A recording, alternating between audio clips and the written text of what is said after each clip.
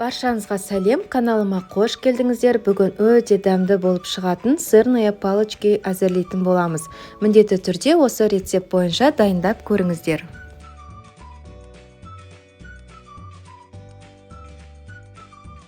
Алдымен бізге ұн, сары май, таза табиғи сыр, сүт және разрыхлитель қажет болады.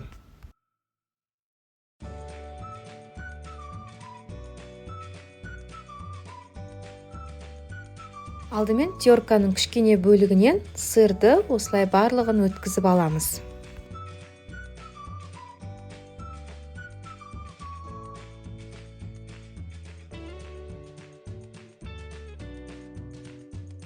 Одан кейін сары майды да солай кішкене бөлігінен өткізіп аламыз. Егерде сары май бөлме температурасында жұмсақ болып тұрса, онда сол күйінде сала бересіздер.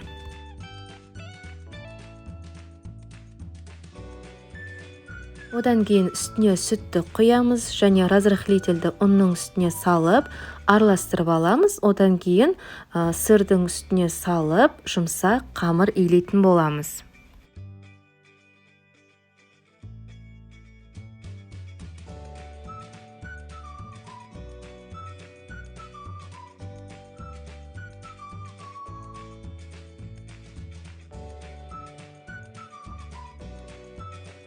Мінекей бізде қамырымыз осылай қолға жұмсақ болып шығады.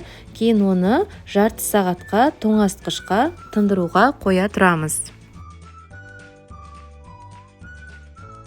Одан кейін өздеріңізге ұнайтын дәмдеуіштер қолдансаңыздар болады. Мен кунжут, тмин, паприка және кептірілген сарымсақты пайдаландым.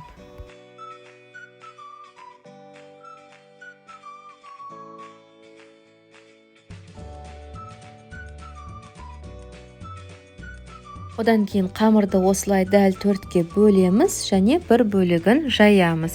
Қатты жұқа етіп жайып жібермеңіздер.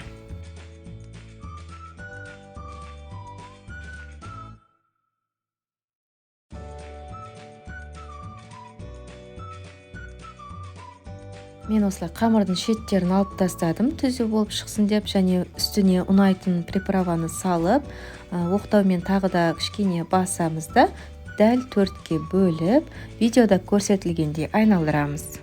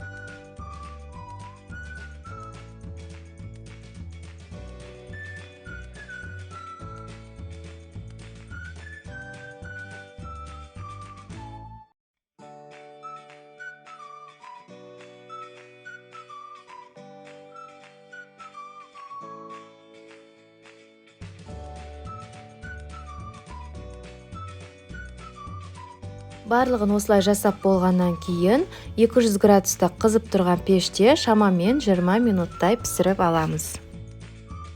Мінекей бізде осылай әдемі болып пісіп шықты. Егерде рецепт ұнаса, лайк басып, арнама тіркеліп қоюды ұмытпаңыздар.